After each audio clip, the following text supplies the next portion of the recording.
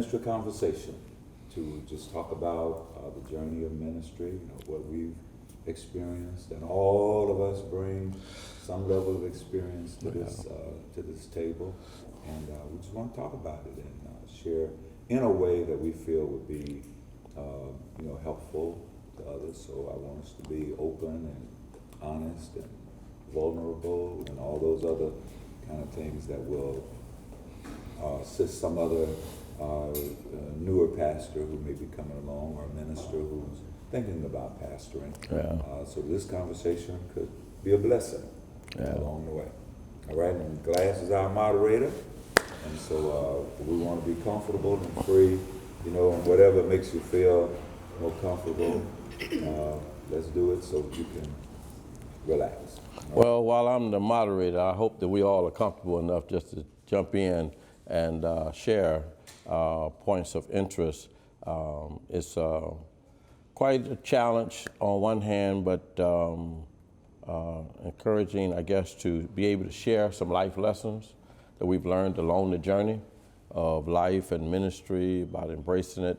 And perhaps we could start by giving a short intro of ourselves, where we minister at, somewhat of our background if we want to, just kind of introduce ourselves. I'm Lawrence Glass from the El Bethel Church, older son of Lawrence and Olivia Glass.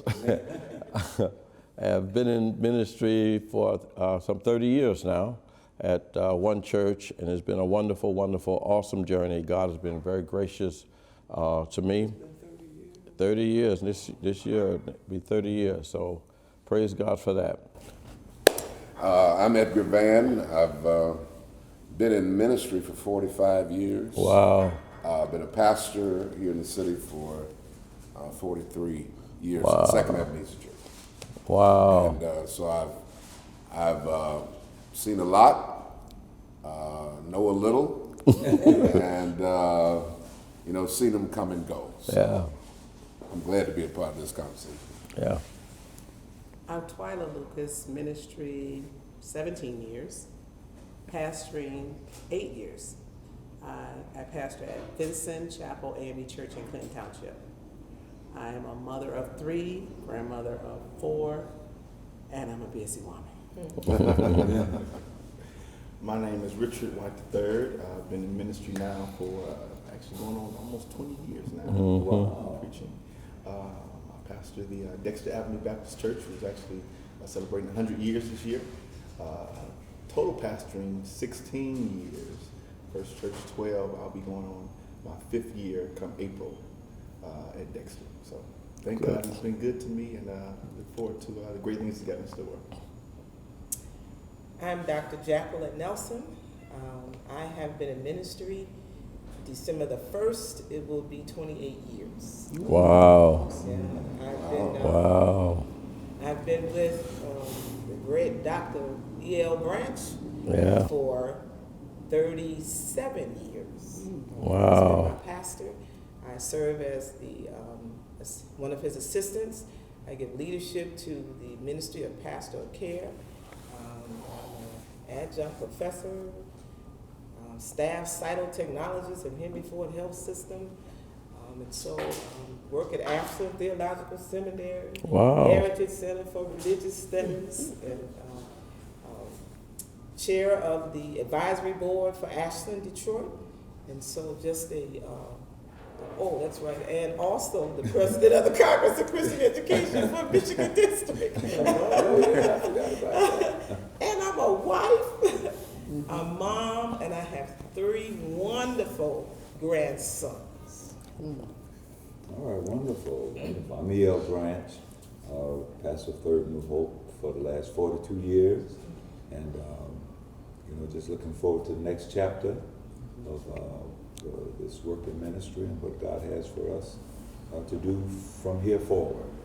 And really, I'm just elated to be a part of this conversation, and with you, because all of you are so dear and so special to me.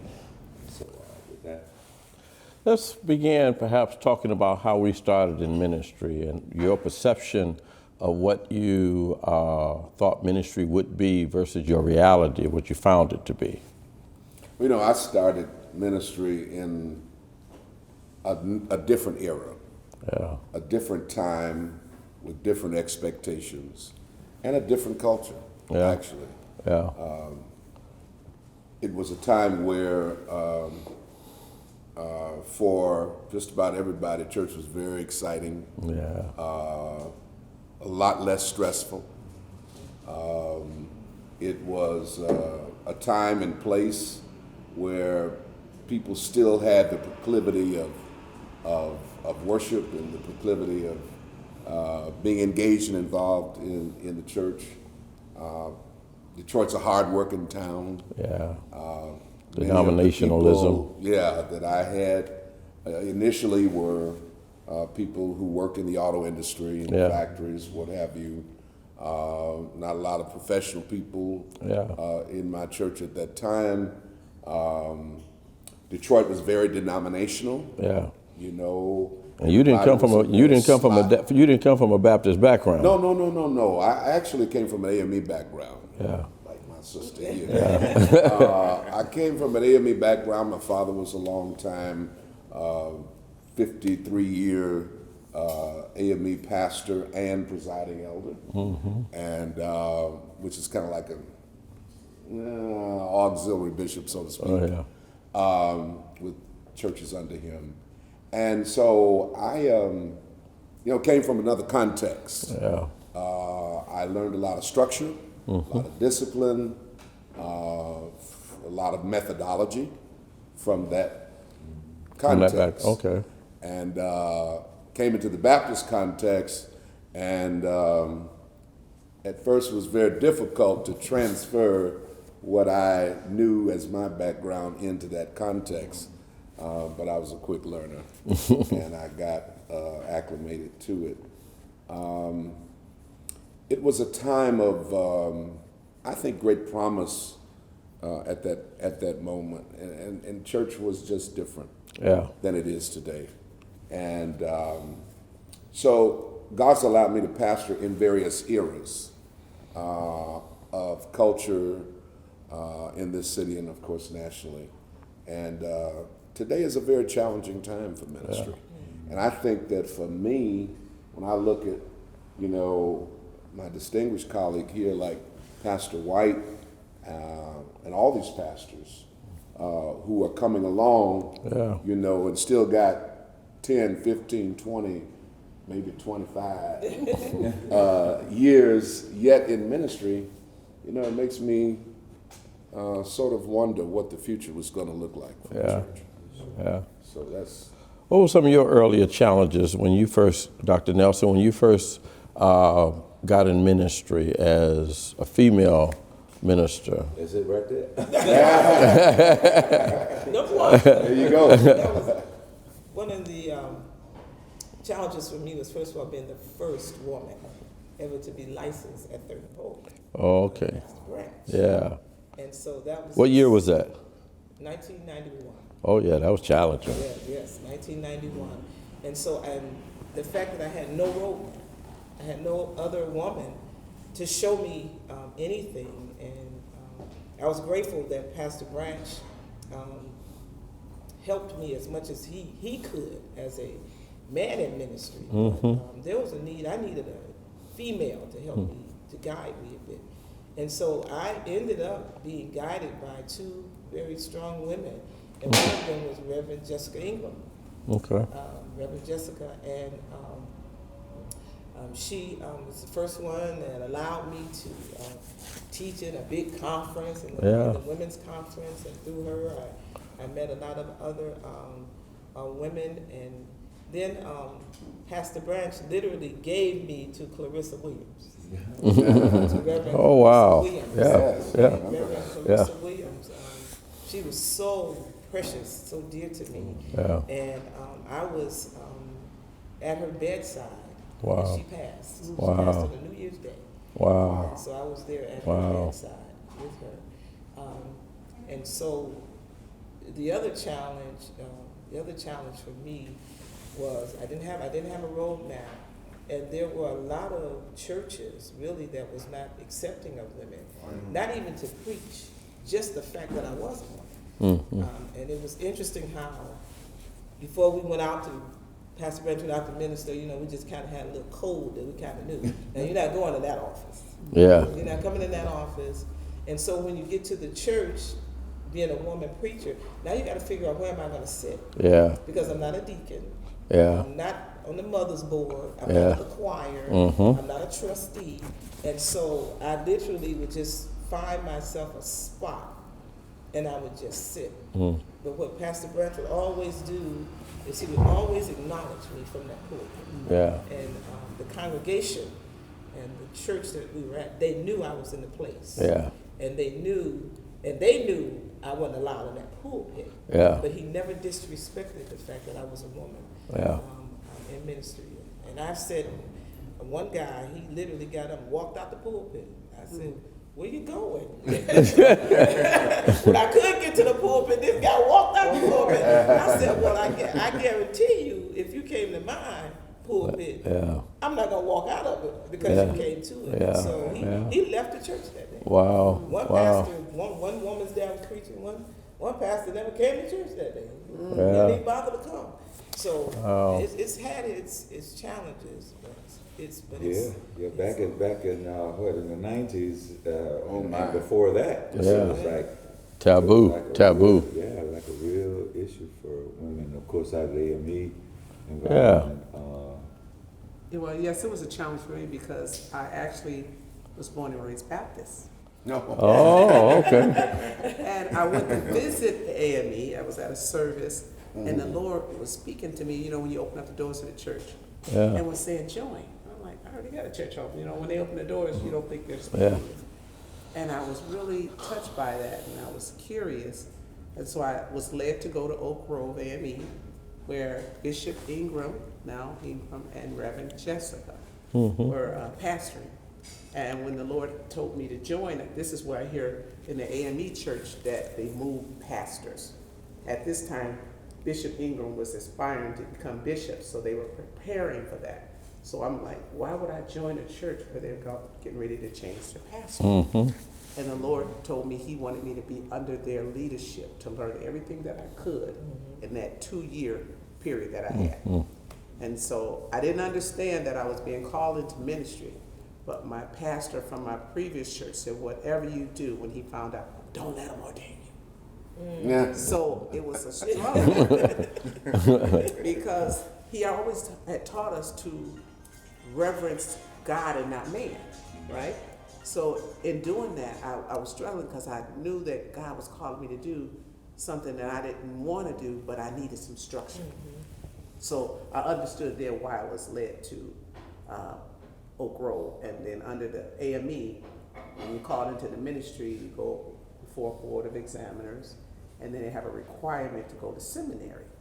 It even helped me understand why I got my bachelor's degree, because you have to have a bachelor's then a master's. And it took 17 years out of high school to get my bachelor's because I was working for the government. I had a good job. I didn't need it. But when I got to the AME and the requirements, I said, oh, that's the reason I needed my bachelor's. And then I went on into seminary 7 years, and I got my required Master of Divinity. And was ordained an elder in the AME church. And it's been challenges, and I learned from one of my friends who even helped me in my studies that he didn't even believe in women ministers. When I found that out, that was kind of like, wow, all this time we always talk, but it was something that he just wasn't comfortable with. He never let me know. And so I never took it personal. I took it as the scripture where it said, I once was blind, but now I see. Some of those people are still blind. And then they tell you, we don't believe in women preachers, but we believe in you. Yeah. Tell you, I believe in you, Yeah. but I believe in women preachers. What does that mean? I think there's been all kind of discrimination and In church. I mean, when we were coming up, it was young preachers. Yeah. I mean, that was the scourge. The scourge was You could be these seen, young but you can't be heard. And go sit down, shut up, give us your money, and be quiet. Yeah. I mean, it was and I'm not being presumptuous about what the struggles of being a woman was, but I know that when we were coming along, The struggle was being a young preacher. Yeah.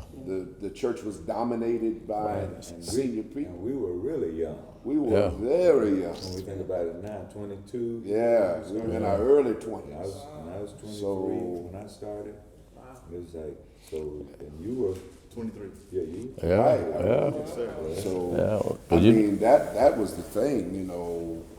We were becoming pastors at churches, and there was just a whole lot of, I mean, I can remember when I was up for Second Ebenezer, and it was coming to the end of the month, and they were going to vote and everything, and stuff was kind of looking my way, so I thought.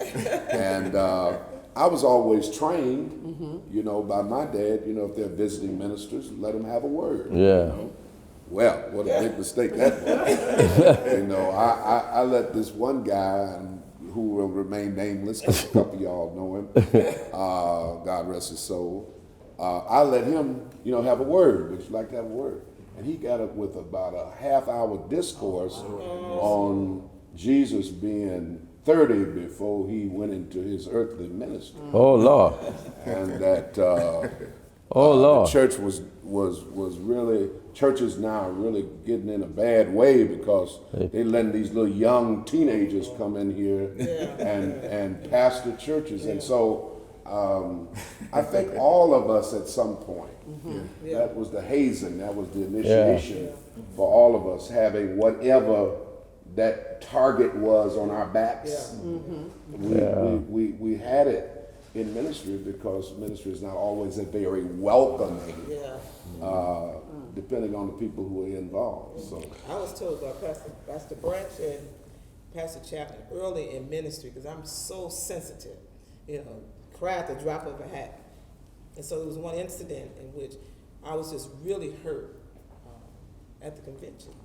I was really hurt.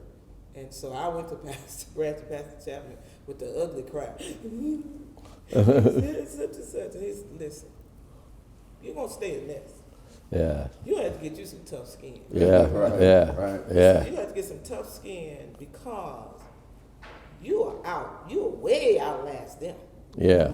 That's But you're right. going to have to get you some tough skin. And Yeah. I promise you, whatever hurt me that day, they long gone. They're long gone. And I was just really, I knew, and I took that to heart, that, but I'm still sensitive, but I had to take that to heart because of the work that God was calling me to do, which I didn't know then. It takes tough skin to do it. Yeah. And there's some of the things you have to go through to really kind of prepare you for where the Lord wants to take you. You got to go through those challenges. Yeah. You know, dealing with, you know, being young or whatever, like you said, that target may be. You got to experience those things. What were some of your early challenges? Some of my early challenges, well, I was 23 and the church, my first church was 23. So I went there. I was at the same time. And they were at the same time. And some of those challenges were learning how to interact with older people and learning not to be so quick with your changes. Even though the things you want to do, realizing that there's you got to know that time. That's one of the lessons I really learned. That even though you may change some things, just because you change it don't mean folk got to follow you. You know? So I had to learn how to be patient and how to talk to others and sometimes have them involved in the process so they can feel as though that you're not replacing them, but you want to help the church to be better. You want to see the church develop. So I had to learn how to interact, but at the same time, make sure that my young adults realize that I'm not forgetting about you. We're all in this thing together. Yeah, we're going forward. That was one of the things, it was Dr. Michael Cunningham. I heard him say he preached for installation service for one of our pastors, and he said in there, he said, now, regardless of how smart, trained, and prepared a pastor may be, he says, you're like the engine to a train. He said, your first responsibility is to back up and hook up to your load. He said, you don't back up and hook up to your load, you just out there riding the train. You know? So that's a good thing that you honor the fact that, hey, you know, you got to work with the people that you have to work with. When I got in ministry under Dr. J.J. Tillman, He was a much older guy, old enough to be my grandfather, but I love my pastor, and hadn't been saved that long, maybe a year or two, and he had the bold audacity to put me in the seminary. Well, not really seminary, it was Negroology. He made me the general superintendent of the Sunday school, replacing a guy who had been superintendent for 20 years. And I didn't know why he did that at the time. And I'm like, I begged him, don't do that, don't do that. These old folks don't want to hear me. I'm too young. I was in my early 20s, 21 at the time. And I had to learn something then that came very valuable in my pastoral ministry years later, and that was what you talked about. I had to learn how to deal with older people and lead them, organize them, structure them, show respect and honor to them, be patient with them, but yet push forward. That experience for me was really, I believe, the catalyst that kept me out of, when I got called to my one and only church, a very traditional church. Our senior church helped me to wade through transitioning them from an old traditional non-drum playing Baptist church to a more contemporary worship that we have now. That God has multiple ways of training us, preparing us for these calls that He has on us. Here's a question I would like to hear you speak on. I think I'd like to hear all of us. If you could go back and speak to your first year in ministry self, what would you say to yourself now, Pastor White, that with the experience that you've had, what would you say to yourself? Great question. Great question. I think one of the main things I would tell my 23-year-old self: take your time. Yeah. Take your time. Take your time. Take your time, and be careful who you connect with. Careful who you connect with. Don't be so quick to, aspire for leadership positions, but make sure that you take your time. And that you invest in where you are. That's where you are. Get to know the people, build the community, do those kind of things. So I think that'd be one of the main things I would tell myself: take my time, and again, make sure you connect with other pastors, others who are really doing great things, and realize that everybody doesn't have to be your friend. Yeah. You know what I mean? Yeah. But there are lessons you can learn, and sometimes even learn from a distance. Don't have to connect with everybody, but sometimes just be aware where you are and learn. Yeah. Pastor Lucas, what would you say to your first year ministry self? Okay, because of the structure I felt I needed, education, I would say take every opportunity you have to learn from someone. Sit at the feet of someone else that you see that's soaring and that's ready to do God's work and encouraging to you. Learn everything that you can. And I agree with you when you say take your time with it. Stay prayed up. Very important to stay prayed up and just kind of work your way through it, and be still when you need to be still so you can hear what it is God is saying. Dr. Nelson? I think I'd say to myself, don't be afraid of your gifts. Don't be afraid of your gift. Yeah. Don't be afraid of your gifts. Embrace yourself. Embrace your own gifts. Yeah. Embrace your gifts. Yeah. Dr. Branch? I would say, follow the path that the Lord has for you without the urge to do what you think is popular or what you see somebody else doing. You see this happening over here, and there you go. I can do that, or I need to do that because that's popular and their church is growing or something of that nature. And never compete. Don't compete with anybody. Just do what the Lord has for you to do. Focus on that. And, because that's really what I would say to myself, because over those early years, over the early 10, 12, 15 years, I can only tell you the number of ministries that we saw rise And fall. And the fall was hard. And the fall was Yeah. preachers that we saw come just out of nowhere like a whirlwind. Yeah. And then they disappear just as quickly because because popular trends and things that happen, you have to know who you are, do what the Lord has called you to do, and don't be trying to mimic, follow, compete with whatever may be going on. Dr. Vann, I think you have the seniority on pastorship now. You the longest standing. Are you the longest standing pastor in our city now? One of them, yeah. But what would you say? What would you say to your first year self? In my naivete, I was taught to love everybody. Yeah.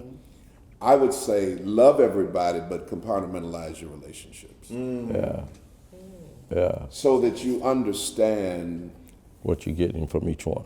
yes, from each one, which minimizes negative impact upon you. Yeah, frustrations. We came up in an era where there were a number of people who had unscrupulous lifestyles.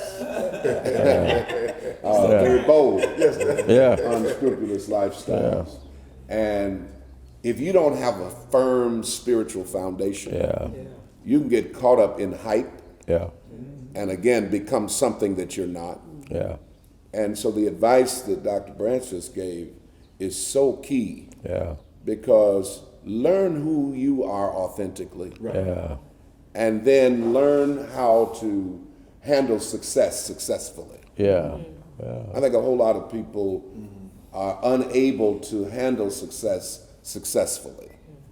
And I think that's one of the things that God really dealt with me about, and I feel such a kindred spirit with Dr. Branch. I think the two of us were people that really learned, not to say we didn't make, some mistakes or whatever, but we learned how to handle success successfully without a bit oblivious to the chatter around us. Yeah, because there'd be a lot of chatter. Yeah, this chatter. Because I remember hearing about your church and mine, Yeah. the cults, what they, Yeah. because of the church growing so fast. Yeah, oh, and, yeah. people coming and all that. And so the other voices was out there would say a whole lot of negative things. But, you have to stay focused and keep doing what the Lord has for you to do. Because, seeing what Second Ebenezer came from. Right. And to, and Third New Hope. Yeah. It's just we fellowshipped and shared with, was in conventions, associations with churches that through all of those years never grow, never just Never evolved. I mean, just and I mean, simply said, a lot of them hated on us. Oh yeah. Because what is that boy doing over there? All these kind of things. And and you already fighting against the evil and all of that, and then you got to also push back against the folk who's supposed to be helping you, and praying for you, and supporting you. And I think that's one of the things that I think sometimes people miss, the sacrifice that they may see what appears to be instant success, but fail to understand the years of sacrifice and the work and the labor that and goes the teaching before it, and the training, those things behind the scenes, if you will, that they don't see. That once they see you on TV or they see whatever, they see success, but fail to realize that there was some years of development, and training that took place. I remember when we were about to move on Plymouth, and so one Sunday evening, I was with Pastor Brunson and you took us to was Third and Hope right now, and we sat in the back, and you asked me, what would you think if this was Third and Hope Church? So I'm thinking about Third and Hope on Linwood, and looking at where I'm sitting at now, and in my mind I'm saying, you gotta be kidding me. It's only in comparison to what Third and Hope, it's only a spoonful of us to come over. what we gonna do with all this church?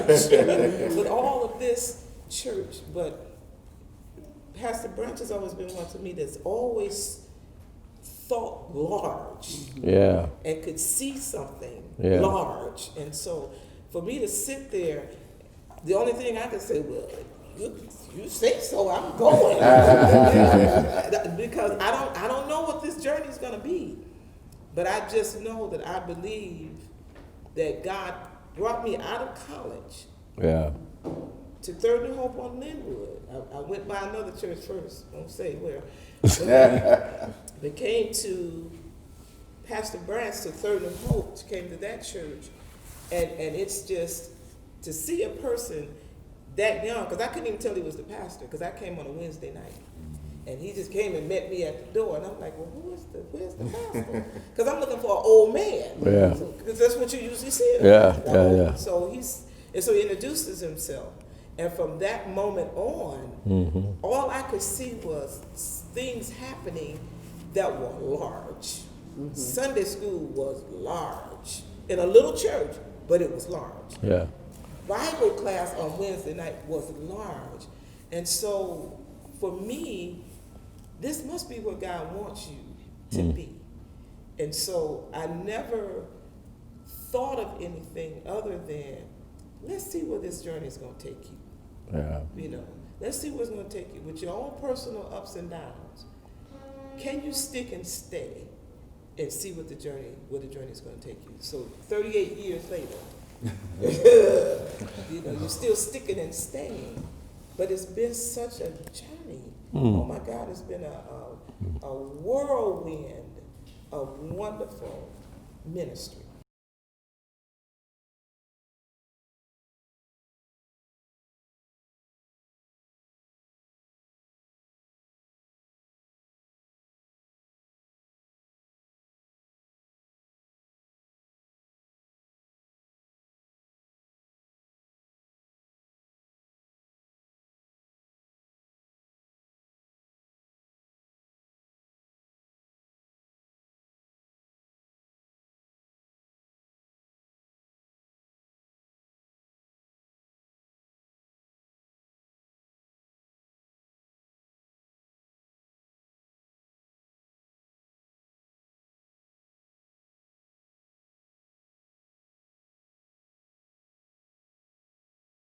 Oh my God, it's been a whirlwind of wonderful ministry.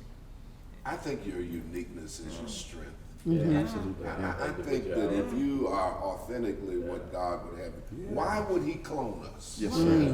You know, if any two of us are identical, then one is unnecessary. Yeah, That's right. Yeah. Why would He clone us? Why would I need to be, my church have to be like El Bethel or Dexter or Third New Hope? And yet we can all be in unanimity with one another on a personal level, on a ministry level, on a professional level.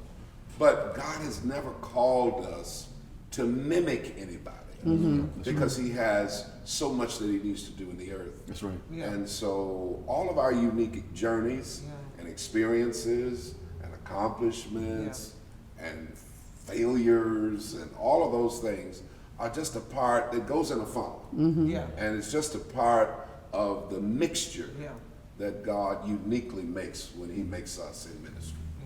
I was thinking, as you were saying, I was thinking of when I started and you started, the number of voices out there that said, I get that boy 6 months. That was a thing on me. We sitting here 42, 43 years. Later, so much for them 6 months.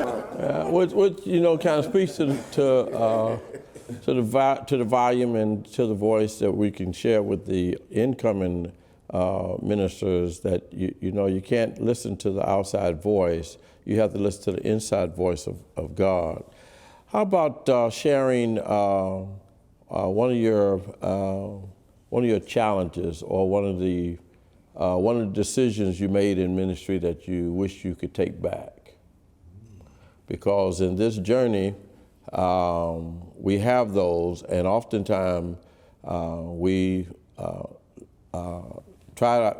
if we're genuine, we try our best to live our best, and we are sincere, but sometimes we're sincerely wrong. And by God's grace and by God's mercy, we get to live through that. But sometimes I think some of our younger pastors and ministers feel like they got to be perfect in everything. And I contend that it's usually not our mess-ups that get us in trouble, it's the cover-ups.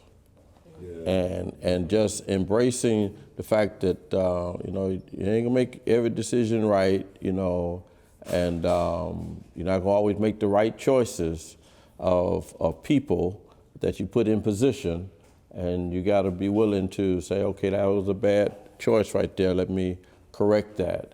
But how about sharing a decision that you made that didn't turn out initially the way you wanted it to turn out, but we've been in this journey long enough to see and know that God takes even those bad ones and, as you said earlier, helps us to fall forward.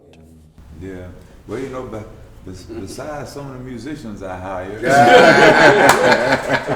Oh no. Boy. Oh no.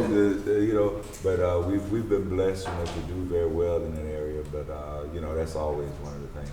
But it's always about, for me, it's usually about waiting too long to make decisions, especially when it's a tough one, like firing somebody or moving some ministry leader or doing something. Yeah, and I'm still there after all these years. You know, it's like, you know, and so I guess right along those lines, a lot of times I should have made the decision and cut it quick. But you know, you feel like, well, maybe if they get another chance, or maybe if, you know, they get some more, whatever, you know, you try to justify it and then you let it linger too long, and that's probably where I would make mistakes and I think about them all the way back. I mean, and looking back and say, boy, I should have went. I confess that's one of my weaknesses. I mean, it's the compassion that you have for the shepherd's heart. That's right, absolutely. That I know in my mind, and I even teach, you know, be slow to hire and quick to fire. But I have not followed that. I mean, I have, in pastoral situations, I've been very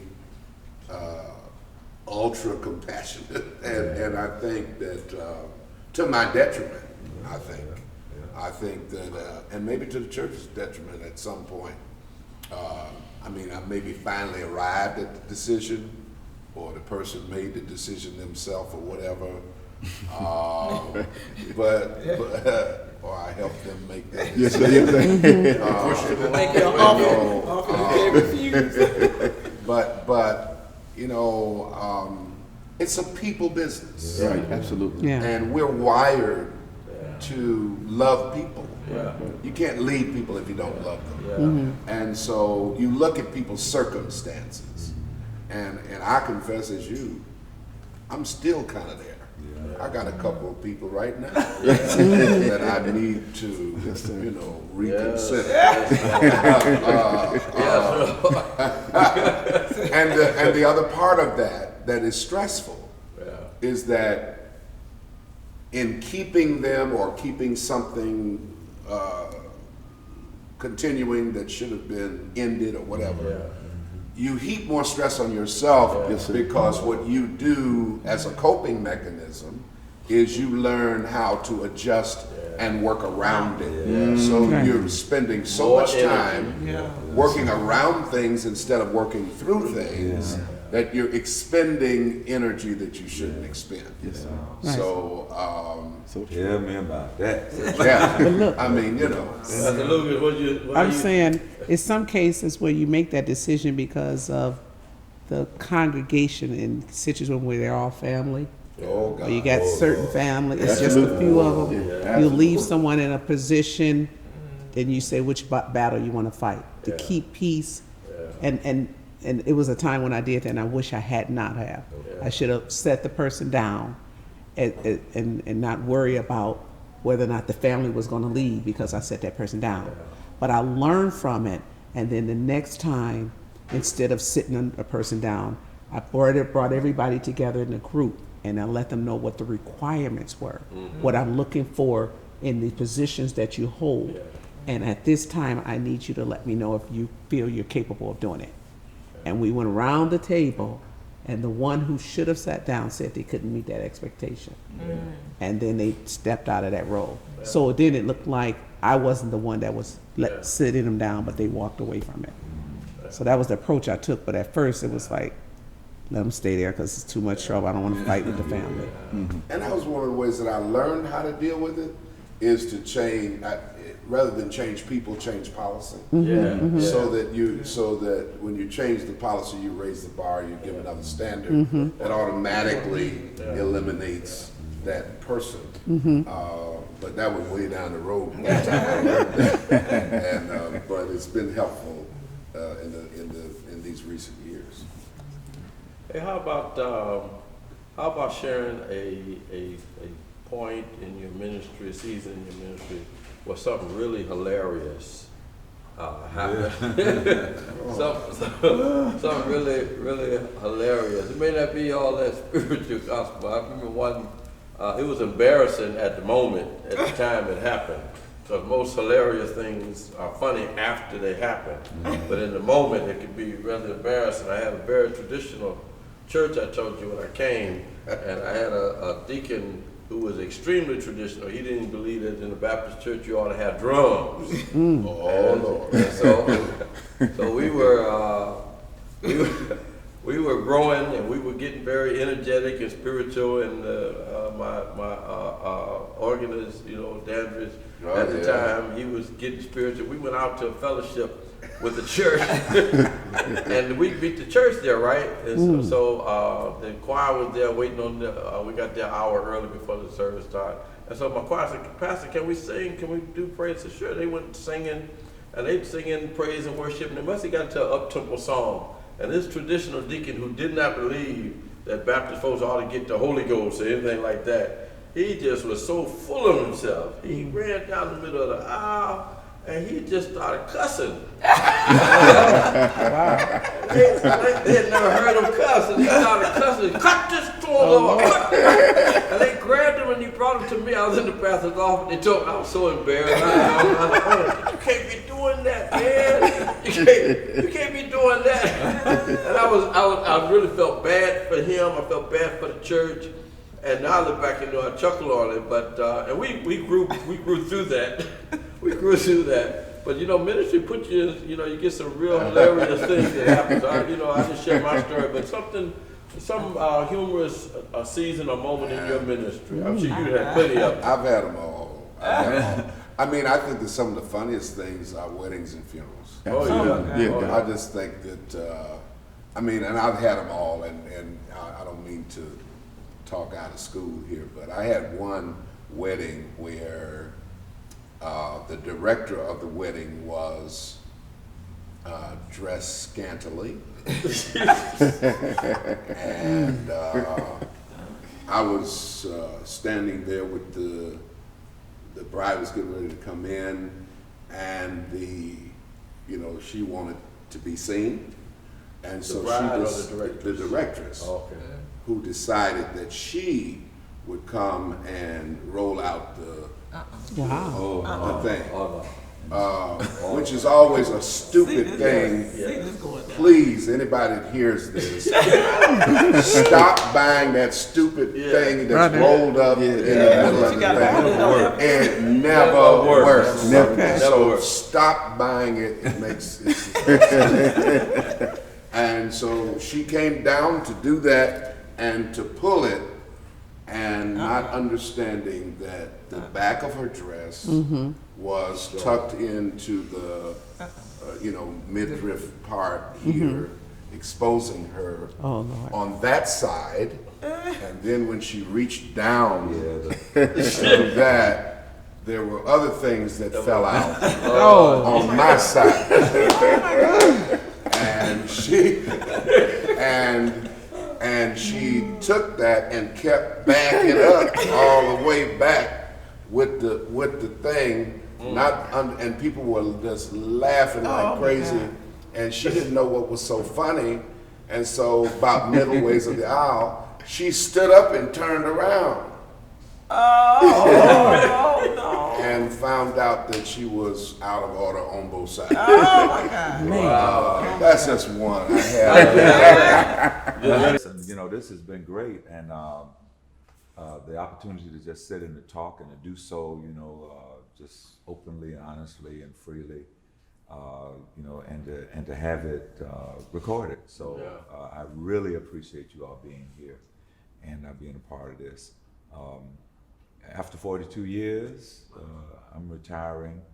I say that, and I say it rather, quote unquote, emotionless, because it was an announcement to the public the first Saturday in September of 2019.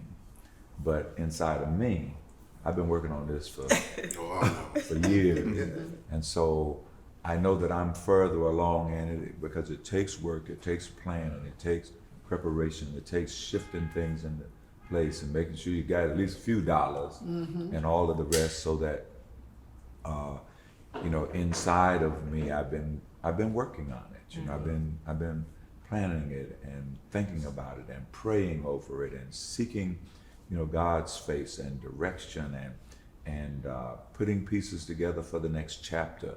All of that has been a part of what I've been doing over the last 5-6 years. And by the grace of God, we are where we are.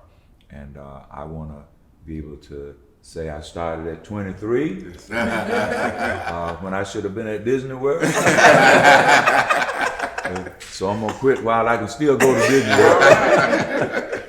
So it's and so I'm just really looking forward to it. Of course, I miss some of the people that I've been close around all of these years, 42 years. I miss some of the routine that I've done and all the rest. Hey, but I'm looking forward to developing some new routines. Yes, sir. And I know that many relationships like those with you will never dissolve.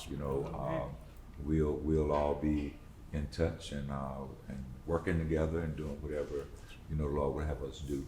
And so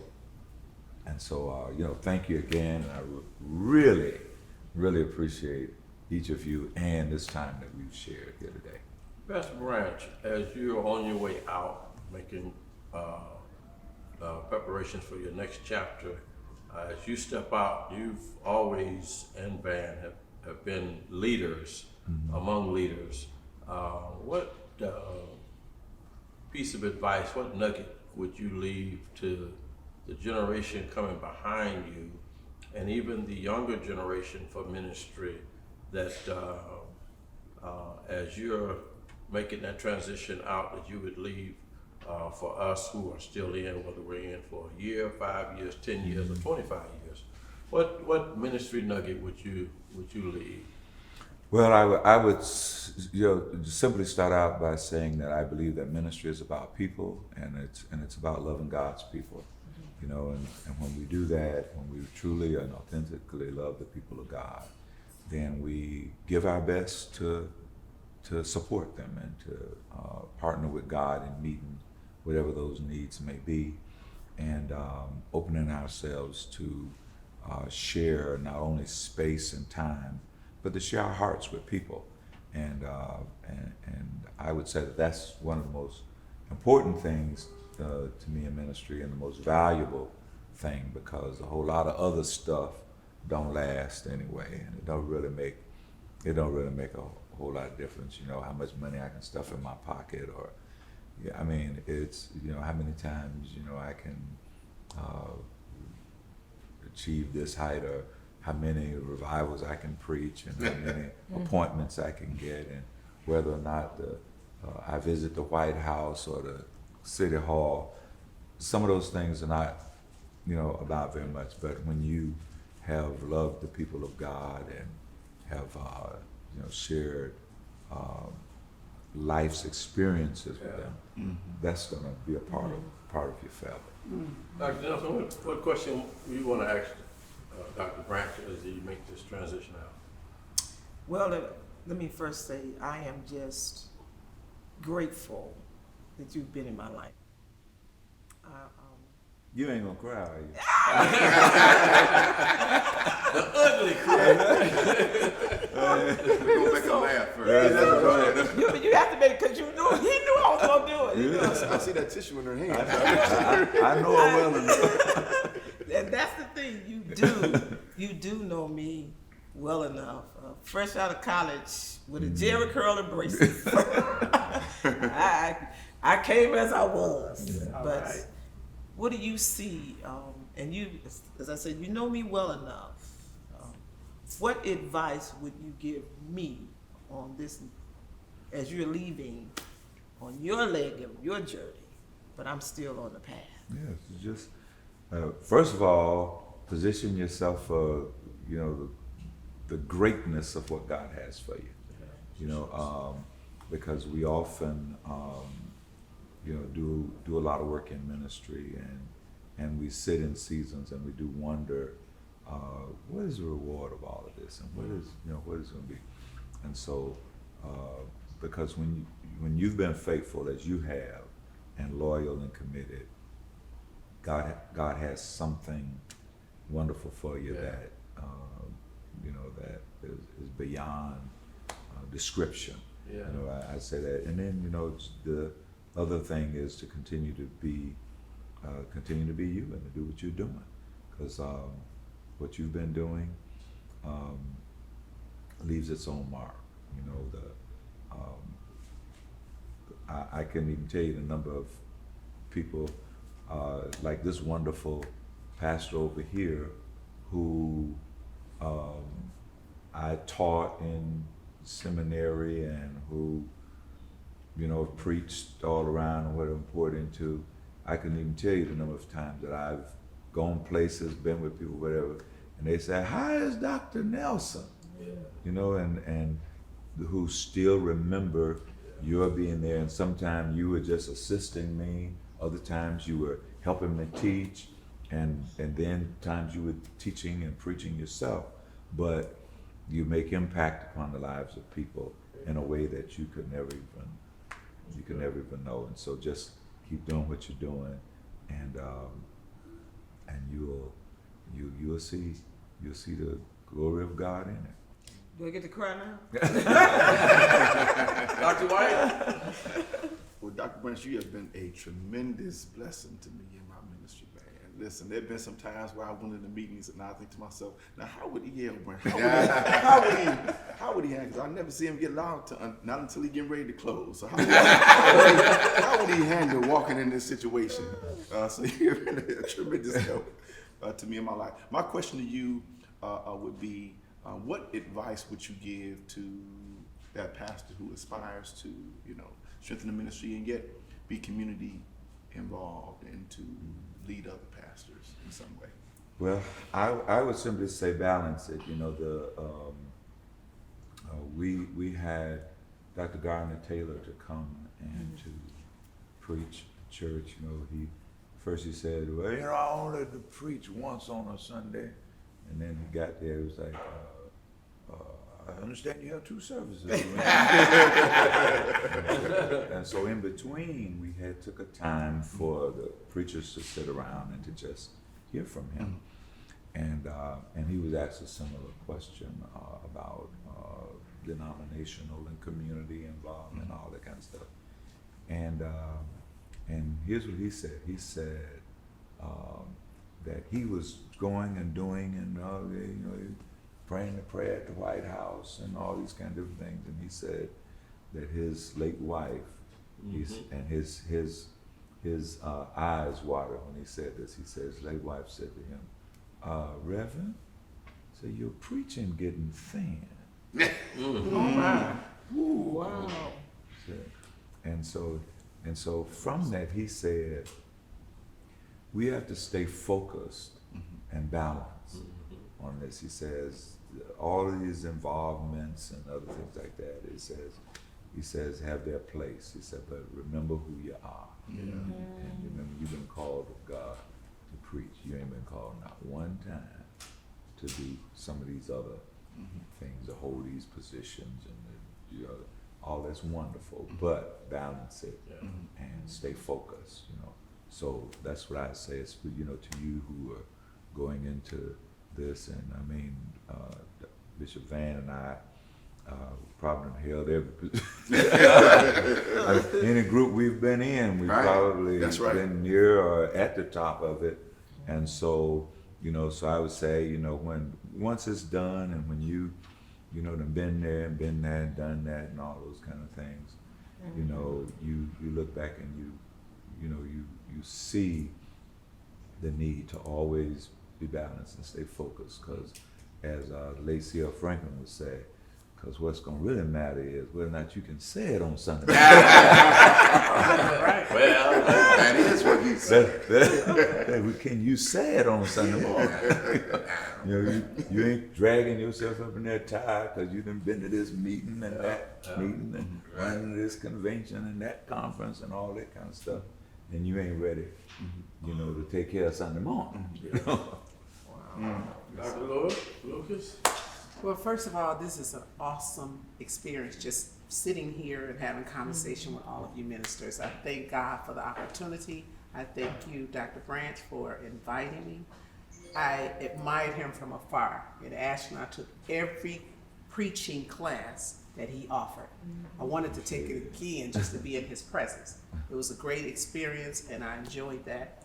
And I want to get where you are at some point of retiring. I retired from my government service, 37 and a half years, both pastoring at the end for the last 7. And I'm at the point where I'm working toward retirement. And in the AME, you can stay till 75. But like Dr. You know where near that. Right. But as Bishop Vann said at your R&B, you want to be able to walk out and not be carried out. So I have a desire to come out early. And in doing these years, that balance that you talked about, and the time, I wanted me time when I came out of my day job and into my ministry completely full time. But where's that me time? What kind of advice would you give? We give it to our families, to the church. Where's that me time? I'm still trying to find it. Yeah, well, we sing a song in the church. Blessed assurance, Jesus mine, oh what a foretaste of glory divine. You have to begin by giving yourself a foretaste. You have to start now finding that time for you. Why you don't even wait till you retire to start doing that. You start finding it so that you get a foretaste of it before that time actually comes, so that you be ready. You be ready for it, because a lot of times people do come out of a busy life and a busy, you know, regimented, you know, demands, and then come to a screeching halt where there's nothing, and then you can't handle it, and a lot of people lose it at that point.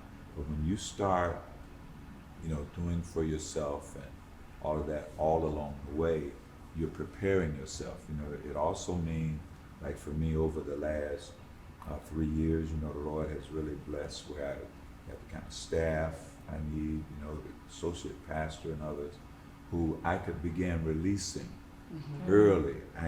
So that at the end of the year, it ain't like I got to drop everything. Now, I've been let that stuff go, you know, piece, you know, a little bit at a time, you know, piece by piece, so that now I'm not holding on to a lot that I got to let go of. You know, and so it's all about thinking and planning, preparing yourself, and both for you and for your future. You know, because it is a big decision, and it's more about what you retire to than it is about what you retire from.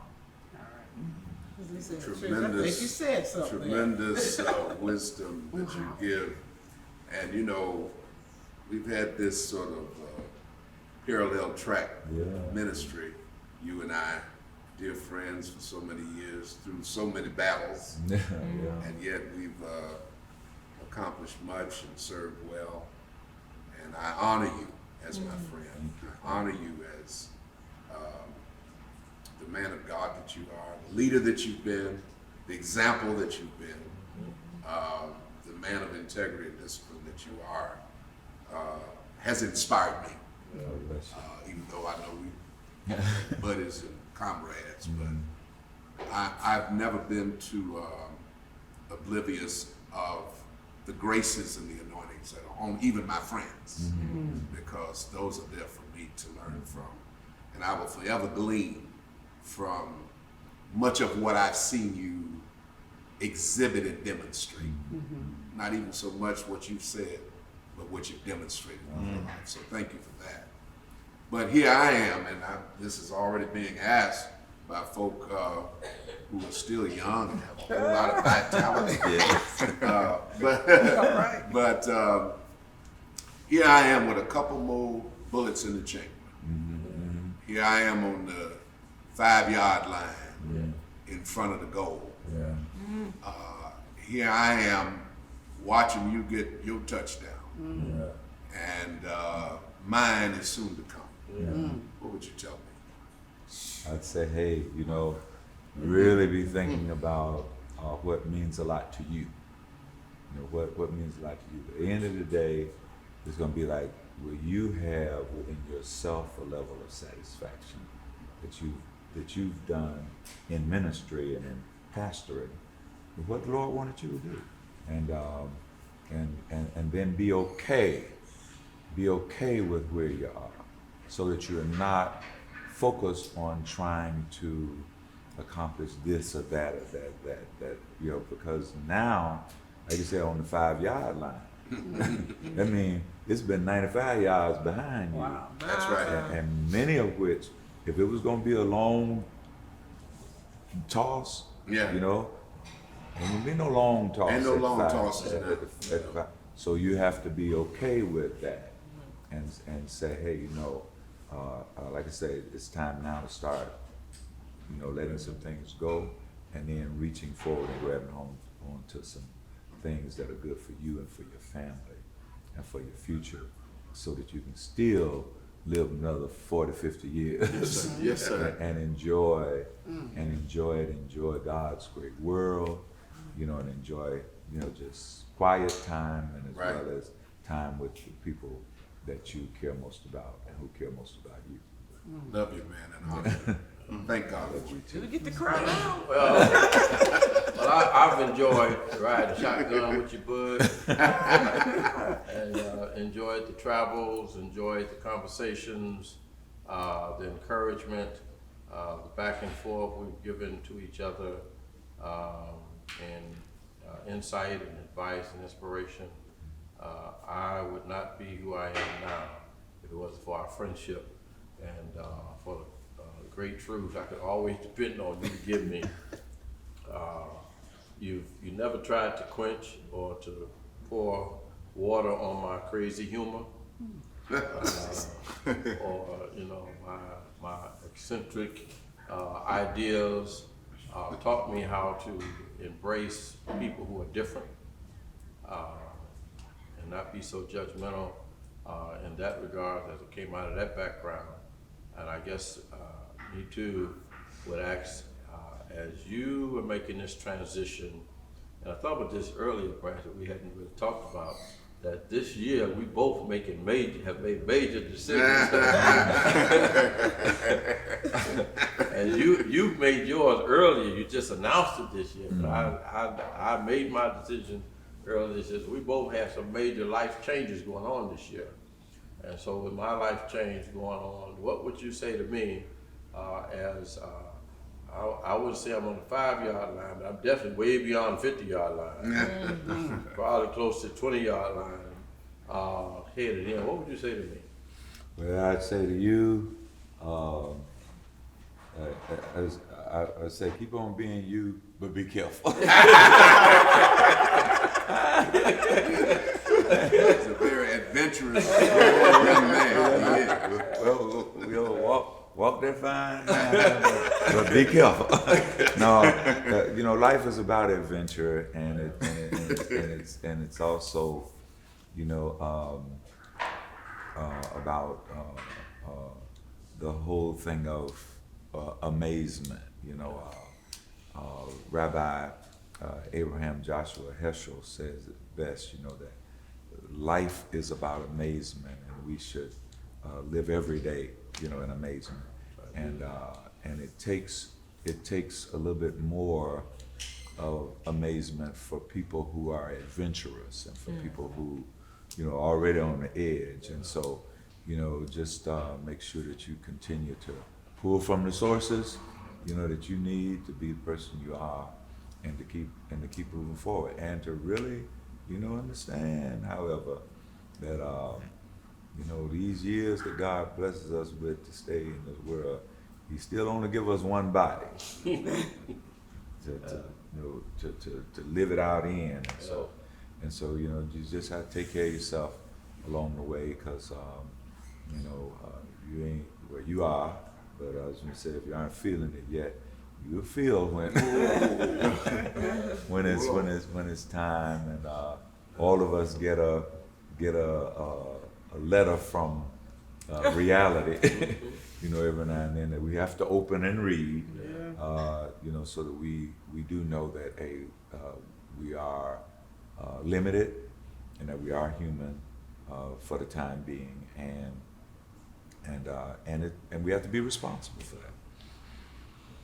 Well, it's been really enlightening. I think, Dr. Nelson, I think we're going to cry now.